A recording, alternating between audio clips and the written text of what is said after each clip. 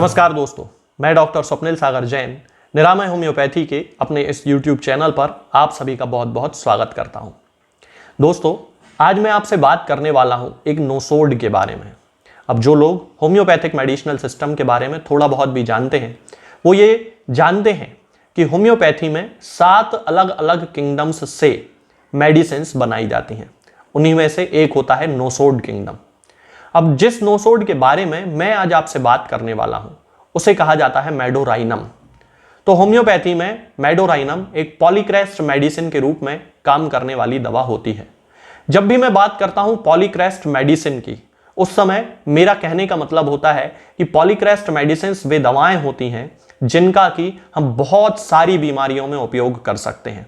मान लीजिए एक एग्जाम्पल के लिए कि यदि किसी व्यक्ति को अस्थमा है तो उस व्यक्ति में मेडोराइनम दी जा सकती है।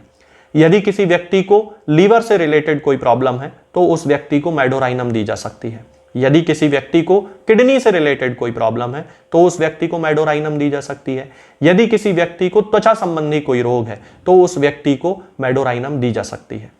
इसका मतलब है कि बीमारी कोई भी हो, पॉलीक्रेस्ट मेडिसिन वे दवाएं होती हैं जो कि हर बीमारी को ठीक करने की क्षमता अपने अंदर रखती हैं। इन दवाओं का खास तौर से उपयोग इनके कैरेक्टरिस्टिक सिम्टम्स को देख के किया जाता है।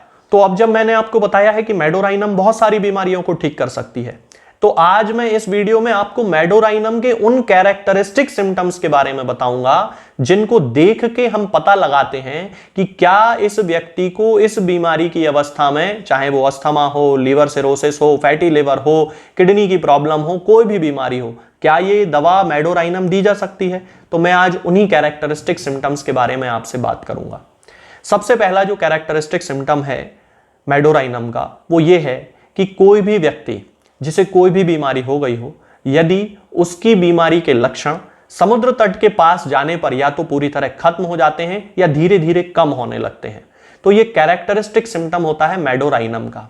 यानी कि चाहे उसे अस्थमा हो, उसे लिवर की प्रॉब्लम हो, किडनी की प्रॉब्लम हो, त्वचा की प्रॉब्लम हो, शरीर के किसी भी अंग से संबंधित कोई भी समस्या हो, यदि उसके लक्षणों में समुद्र तट के पास जाने से कमी आती है या फिर वो बीमारी पूरी तरह खत्म हो जाती है, तो मेडोराइनम उस व्यक्ति को देना चाहिए। इसका जो दूसरा कैरेक्टरिस्टिक सिम्टम होता है वो ये है कि यदि किसी व्यक्ति को पैर के पंजों में बहुत ज्यादा कमजोरी आ गई हो, पैर के तलवे खास तौर से बहुत ज्यादा कमजोर हो गए हो, किसी भी बीमारी में, गठिया हो सकता है, गठिया की बीमारी है, रूमेटिक आर्थराइटिस, रूमेटिज्म, गाउट, कोई भी बीमारी हो, उस बीमारी में उसके पैर के जो तलवे हैं वो बहुत ज्यादा कमजोर हो गए हैं और उसे अपने पैर के पंजों के बल पे खड़े होते भी नहीं बनता है। इतनी ज्यादा उसको कमजोरी आ गई होती है कि उसे चलने के लिए घुटनों का उपयोग करना पड़ता है। बीमारी की गंभीरतम अवस्था में उसे पैर के पंजों से चलते नहीं बनता, अंत में उसे घुटनों से चलना पड़ता है।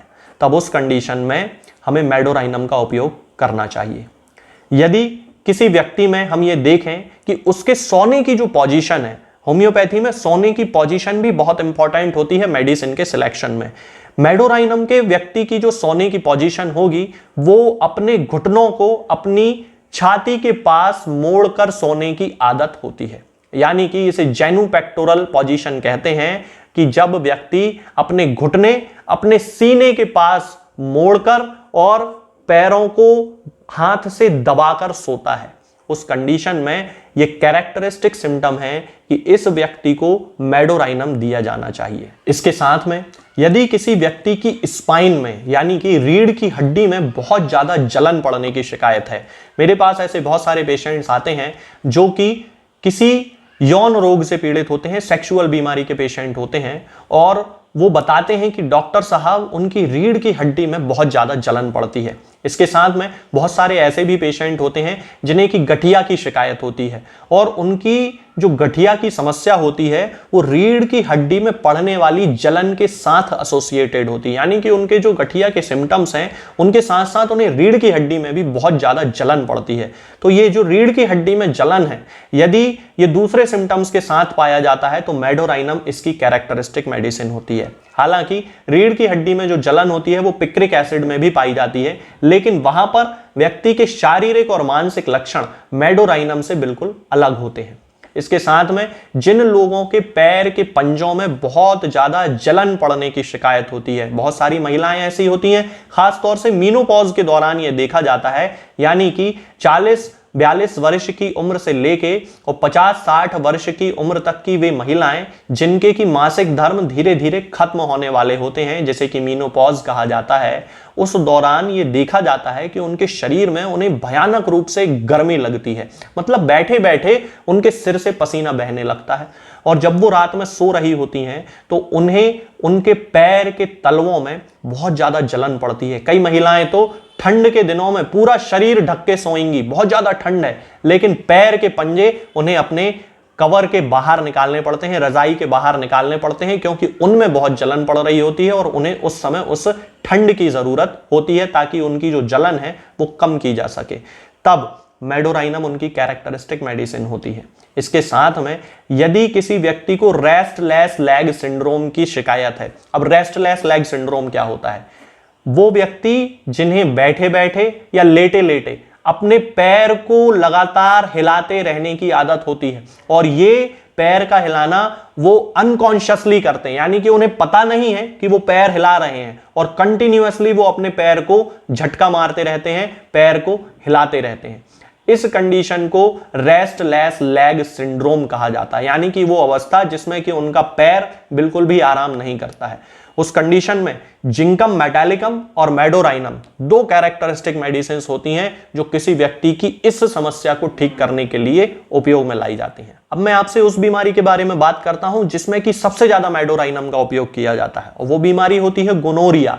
एक यौन संक्रामक रोग होता है जिसे कि गोनोरिया कहा जाता है और गोनोरिया के केसेस को मेडोराइनम बहुत ही अच्छे तरीके से 100% क्योर करने की क्षमता रखती है। तो जिन लोगों में गोनोरिया की शिकायत है, सिफिलिस की शिकायत है, उन लोगों में मेडोराइनम के लक्षण यदि देखने को मिलते हैं तो मेडोराइनम 100% इफेक्टिव रेमेडी के रूप में काम करती है और इसका उपयोग बड़ी आसानी से किया जाता है।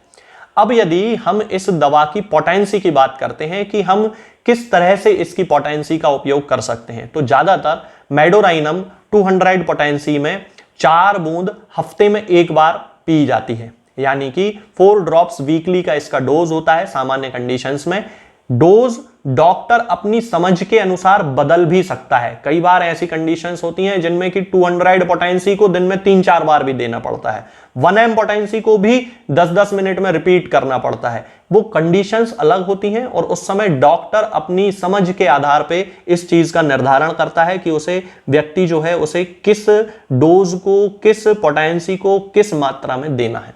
तो 200 पोटेंसी का एक सामान्य डोज 4 बूंद हफ्ते में एक बार पी जाती है। लक्षणों के आधार पे 1 m पोटेंसी को 15 दिन में एक बार रिपीट किया जाता है। इसके साथ ही 10 m पोटेंसी को भी हफ्ते में या 15 दिन में या महीने भर में लक्षण के आधार पे रिपीट किया जाता है। ये जो दवाएं होती हैं, हमें हमेशा ये ध्यान रखना चाहिए कि होम्योपैथिक दवाओं को खाते समय हमने कोई चीज खाई पी ना हो, यानी कि हमें खाली पेट दवा खाना चाहिए या फिर खाना खाने के आधे घंटे पहले हम दवा खा लें या खाना खाने के लगभग 2.5 से 2.25 घंटे बाद हम दवा खाएं। ध्यान ये रखें कि उस समय हमारे मुंह में किसी चीज का स्वाद ना हो। ये जो दवा है ये आपको किसी भी होम्योपैथिक मेडिकल स्टोर पे मिल जाएगी, होम्योपैथिक फार्मेसी पे मिल जाएगी, ऑनलाइन भी आप इसे मंगा सकते हैं। बहुत सारी ऑनलाइन वेबसाइट्स भी हैं जो मेडोराइनम बेचती हैं, लेकिन मैं केवल एक कंसल्टेंट फिजिशियन हूं और केवल प्रिस्क्रिप्शन देता हूं, किसी पेशेंट को ना ही दवा बेचता हूं ना भेजता हूं। और आजकल मैं अपने हर वीडियो में ये बात बताने लगा हूं क्योंकि बहुत सारे जो पेशेंट्स होते हैं वो दवा मंगवाने का कहते हैं कि हमें ये दवा भेज दीजिए, हम पता भेज देते हैं, हम पैसे भेज देते हैं। तो मैं आपको बताना चाहता हूं कि मेरी कोई फार्मेसी नहीं है। आपको दवाएं लेना है वो आप दवाएं अपने नज़दीकी मेडिकल स्टोर जो होम्योपैथिक फार्मेसी है वहां से मंगवा लें या ऑनलाइन मंगवा लें। आज के इस वीडियो में दोस्तों फिलहाल इतना ही। आगे के वीडियोस में मैं आपसे बात करूंगा कुछ नई बीमारियों के बारे में और उनकी होम्योपैथिक दवाओं के बारे में। तब तक के लिए जय हिंद, जय भारत। दोस्तों, होम्योपैथिक दवाओं को खाने का सबसे अच्छा तरीका होता है कि हम हमेशा खाली पेट इन दवाओं को खाएं।